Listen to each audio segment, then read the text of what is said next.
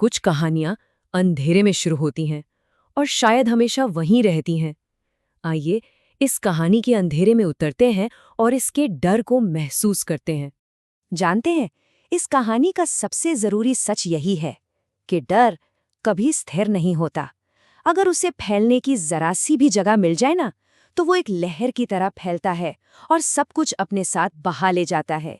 कहानी की शुरुआत होती है एक गांव से, जहां डर एक पुराने वीरान कुएं में कैद था। लोग उसके पास तक नहीं जाते थे। उस कुएं के आसपास एक अजीब सी अनकही खामोशी थी, एक ठहराव, जैसे वक्त भी वहां आकर रुक जाता हो। 3 महीने तक सब एकदम शांत रहा। ऐसा लगा जैसे डर को भुला दिया गया है, हमेशा के लिए वहीं छोड़ दिया गया है। लेकिन ऐसी खामोशी अक्सर धोखा होती है। एक बड़े तूफान से पहले का सन्नाटा। और फिर वो हुआ जिसका अंदेशा था। वो डर जो अब तक उस कुएं में बंद था, उसने बाहर निकलने का रास्ता ढूंढ ही लिया और उसने पास के कस्बे में अपना नया ठिकाना बना लिया। डर ने इस बार एक स्कूल को चुना। सोचिए, एक ऐसी जगह जहां दिन में बच्चों की खिलखिलाहटें गूंजती थीं, लेकिन अब रातें बदल चुकी थीं। हंसी की जगह अब फुसफुसाहट ने ले ली थी। जब रात होती तो उस पुरानी इमारत में कुछ बदल जाता था, कुछ अजीब होने लगता था। कोई, या शायद कुछ, अंधेरे में बच्चों के नाम पुकारता था, एक एक करके, जैसे उन्हें अपने पास बुला रहा हो, अपनी तरफ खींच रहा हो। और ये कोई चीख नहीं थी, नहीं, वो एक बहुत ही धीमी, ठंडी सी फुसफुसाहट थी। इतनी पास से आती थी जैसे कोई आपके कान में ही कुछ कह रहा हो। पहले तो लोगों ने सोचा ये कोई मजाक है, कोई अफवाह। लेकिन फिर एक बच्चा गायब हो गया और उसके कमरे में जो मिला, उसने गांव की वो भूली बिसरी यादें ताज़ा कर दी। दीवार पर गीले हाथ, फर्श पर कीचड़, बिल्कुल वैसा ही जैसे कोई सीधे उस पुराने कुएं से चलकर आया हो। जब गांव के एक बुजुर्ग ने ये सब सुना, तो उन्होंने बस एक ही बात कही, पानी ने अपना रास्ता ढूंढ लिया है। ये कोई कहावत नहीं थी, ये एक चेतावनी थी। कुएं का डर अब बहने लगा था। और इसी सब के बीच उस स्कूल में एक नई टीचर आती है, माया। वो बेखबर थी। उसे नहीं पता था कि वो सिर्फ बच्चों को पढ़ाने नहीं, बल्कि एक बहुत गहरे अनकहे इंतजार का हिस्सा बनने आई है।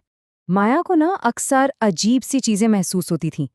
खाली कमरों से, खासकर स्टाफ रूम से, किसी के सिसकने की आवाजें आती थीं। पर वो जब भी देखने जाती, वहां कोई नहीं होता था। और फिर एक रात, जब स्कूल में बिल्कुल सन्नाटा था, अंधेरा था, उस फुसफुसाहट ने माया का नाम लिया, बहुत धीरे से। माया। ये आवाज किसी कमरे या गलियारे से नहीं आई थी।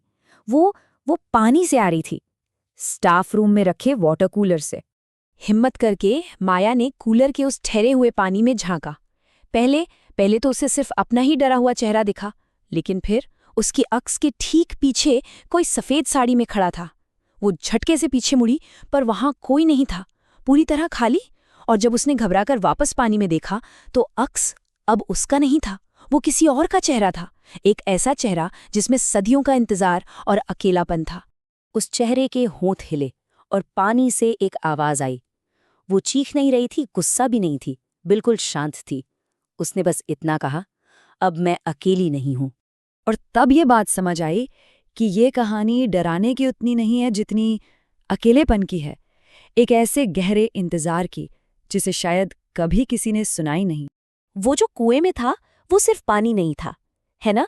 वो किसी की भूली बिसरी यादें थीं, किसी का गहरा चुभने वाला अकेलापन था, और एक ऐसा इंतजार था जो कभी खत्म ही नहीं हुआ। और इस कहानी का सबसे जरूरी सबक यही है शायद, कि इंतजार को बस एक खाली जगह चाहिए होती है। वो एक खाली कुआं हो, एक वीरान स्कूल, या फिर एक अकेला दिल, वो कहीं भी अपना घर बना लेता है। तो अब ये कहानी एक गांव या स्कूल की नहीं रह गई। वो कुआं अब हर उस जगह है जहां थोड़ी नमी है, जहां खामोशी है। अब वो डर फुसफुसाकर नाम नहीं लेता, नहीं, अब वो और भी ज्यादा पर्सनल हो गया है। वो बस चुपचाप आकर पास बैठ जाता है। आपको महसूस होगा जैसे हवा का कोई ठंडा झोंका हो, पर दिखेगा नहीं। लेकिन सोचिए जरा, अगर आज भी किसी शांत जगह पर किसी को अपना नाम सुनाई दे जाए तो बस एक बात याद रखिएगा, जवाब ढूंढने के लिए या सिर्फ देखने के लिए ही सही, किसी भी ठहरे हुए पानी में अपना अक्स मत देखिएगा। कौन जाने उस पानी में कौन इंतजार कर रहा हो। क्योंकि कुछ कहानियां होती हैं जो कभी खत्म नहीं होती, वो बस फैल जाती हैं एक से दूसरे तक, बिल्कुल अभी की तरह।